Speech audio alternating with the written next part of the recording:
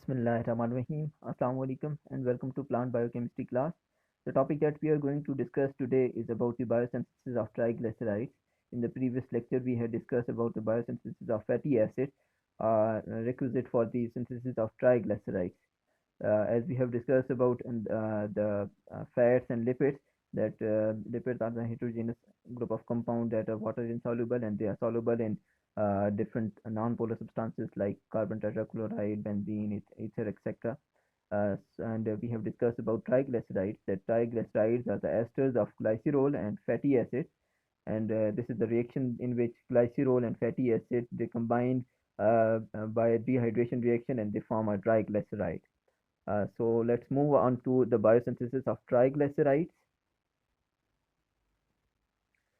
So as we have discussed earlier that triglycerides are the esters of glycerol and fatty acids, and the number of fatty acids that each triglyceride has is 3 fatty acids. As the name is indicating that it has a word tri in it, that is for 3 fatty acids.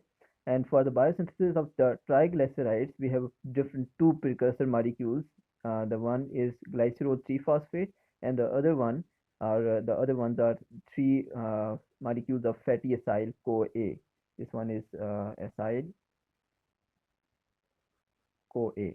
ठीक है, तो अब ये जो glycerol 3-phosphate है इसकी biosynthesis सबसे पहले हम देखें तो glycerol 3-phosphate can be biosynthesized from two different molecules.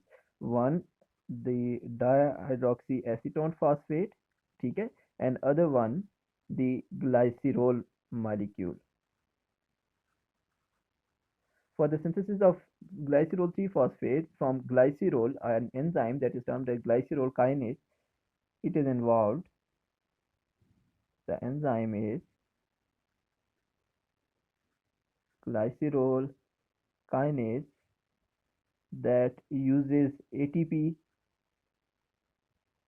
and converts it into ADP, and then the terminal phosphate of ATP is added to this glycerol, which results in the formation of glycerol 3-phosphate. Whereas this dihydroxyacetone phosphate can also be converted into glycerol 3-phosphate using enzyme glycerol 3-phosphate dehydrogenase. Glycerol 3-phosphate dehydrogenase.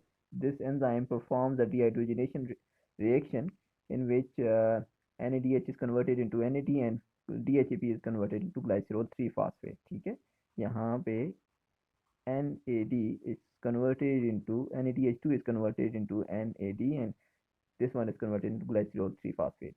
Whereas we have earlier discussed about the fatty acid synthesis, जिसका link description में given है.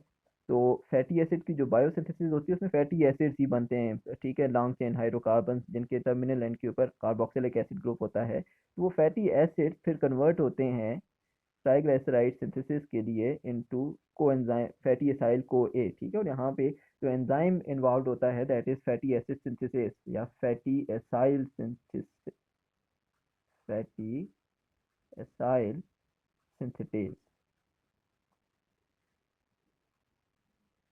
ये enzyme क्या करता है कि ये enzyme यहाँ पे को एंजाइम ए की एडिशन कर देता है फैटी एसिड्स के ऊपर, वो कन्वर्ट हो जाते हैं फैटी एसाइल को एंजाइम. ये 3 मॉलिक्यूल्स हमने बना लिए. ठीक है, अब हम देखते हैं कि बायोसिंथेसिस के जो स्टेप्स हैं वो कैसे कैसे हो रहे होते हैं. तो this one is the structure of glycerol 3-phosphate.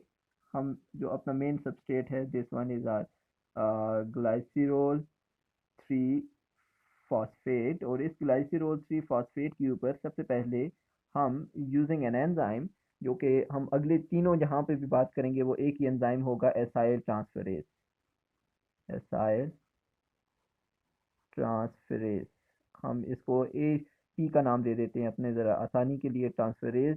ठीक है, तो इसका काम क्या है कि ये इस फैटी एसिड या फैटी एसाइल को एंजाइम ए के पहले मॉलिक्यूल को ऐड करता है अपॉन ग्लाइसरोल 3-phosphate. ठीक है, ये पहला फैटी एसाइल कोएंजाइम ए ऐड होगा, और साथ ही साथ में क्या हो रहा है कि कोएंजाइम ए जो है रिलीज हो जाता है, ये मॉलिक्यूल उसके फर्स्ट कार्बन के ऊपर ऐड हो गया. ठीक है, ग्लाइसरोल 3-phosphate है, थर्ड कार्बन के ऊपर फॉस्फेट है, तो पहले कार्बन के ऊपर ये वाला मॉलिक्यूल इस मॉलिक्यूल के ऊपर ऐड हो गया. आप यहाँ पे भी देख सकते हैं कि ये मॉलिक्यूल हमारे पास बन गया कि ये जो एक फैटी एसाइल है वो अटैच हो गया carbon number 1 of glycerol 3 phosphate, और इसके रिजल्ट में जो मॉलिक्यूल बन रहा है इसको हम कहते हैं, वैसे तो हम इसको मोनो एसाइल ग्लाइसरोल का नाम भी दे सकते हैं, लेकिन यहाँ पे इसका स्पेसिफिक नाम होता है that is lysophosphatidic acid, phosphatidic acid. ठीक है, फिर दोबारा से एसाइल ट्रांसफरेज एंजाइम की ही मदद से एक और फैटी एसाइल को एंजाइम ए को, इस वाले को जो सेकंड फैटी एसाइल को एंजाइम ए है, इसको ऐड किया जाता है। ठीक है, इसको हम लिख लेते हैं फैटी एसाइल कोएंजाइम ए। साथ ही में हमारे पास जो कोएंजाइम ए है वो यहाँ से रिलीज हो जाएगा, ये कार्बन नंबर 2 के ऊपर ऐड हो गया। यहाँ पे आपको नजर आ रहा होगा कि कार्बन नंबर 2 के ऊपर ये ब्लू कलर वाला सेकंड आपके पास coenzyme fatty acyl coenzyme A जो है कोएंजाइम ए रिलीज करके अटैच हो गया, और हमारे पास जो इसके रिजल्ट में जो मॉलिक्यूल बनता है उसको कहा जाता है फॉस्फेटिक एसिड, फॉस्फेटिक एसिड के इसके ऊपर दो फैटी एसाइल ग्रुप्स अटैच हैं और साथ में फॉस्फेट भी अटैच है। अब ये जो फॉस्फेट है वो तीसरे फैटी एसिड के रास्ते में रुकावट है, तो इसलिए we need to remove this phosphate. The enzyme that is involve here is termed as phosphatase enzyme. वो क्या करता है कि इस मॉलिक्यूल जो हमारा फॉस्फेटिक एसिड मॉलिक्यूल है उससे एक टर्मिनल जो फॉस्फेट है उसको रिमूव कर देता है। ठीक है, जैसे ही टर्मिनल फॉस्फेट उससे रिमूव हो जाता है तो वी हैव अ मॉलिक्यूल जो कि इस फॉर्म में अब मौजूद है, जिसका नाम हम देते हैं डायसाइल ग्लाइसिरोल, डायसाइल ग्लाइसिरोल। ग्लाइसिरोल का मॉलिक्यूल, उसके ऊपर दो एसाइल ग्रुप्स अटैच हैं। अब तीसरा हमारे पास फैटी एसिड कोएंजाइम ए जो कि इस पिंक फॉर्म में है वो अटैच होगा, और कोएंजाइम ए रिलीज हो जाता है, और हमारे पास जो मेन हमारा मॉलिक्यूल है वो बन जाता है, जिसको हम नाम देते हैं ट्राइग्लिसराइड।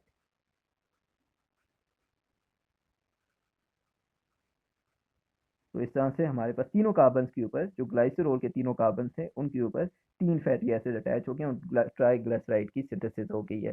तो हम अगर अब क्विक रिव्यू करें तो हमारे पास एक सबस्ट्रेट ग्लाइसरोल 3 फॉस्फेट, ठीक है, उसके ऊपर फैटी एसाइल ट्रांसफरेज एंजाइम की मदद से हम एक फैटी एसाइल को एंजाइम ए को अटैच करते हैं। फैटी एसिड जो है वो अटैच हो जाता है कार्बन नंबर 1 के ऊपर, को एंजाइम ए रिलीज हो जाता है।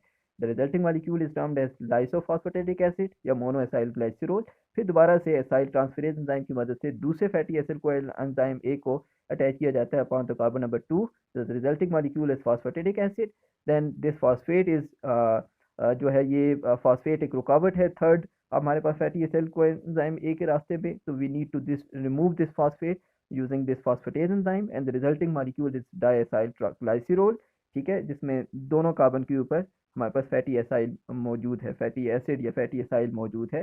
फिर दोबारा से एसाइल ट्रांसफरेज एंजाइम की मदद से हम दोबारा वही वाला रिएक्शन करते हैं कि थर्ड फैटी एसाइल को एंजाइम ए को अटैच करते हैं with the removal of coenzyme A, और तीनों के तीनों कार्बन के ऊपर फैटी एसिड्स मौजूद हो जाते हैं या अटैच हो जाते हैं, और रिजल्टिंग मॉलिक्यूल हो जाता है ट्राइग्लिसराइड।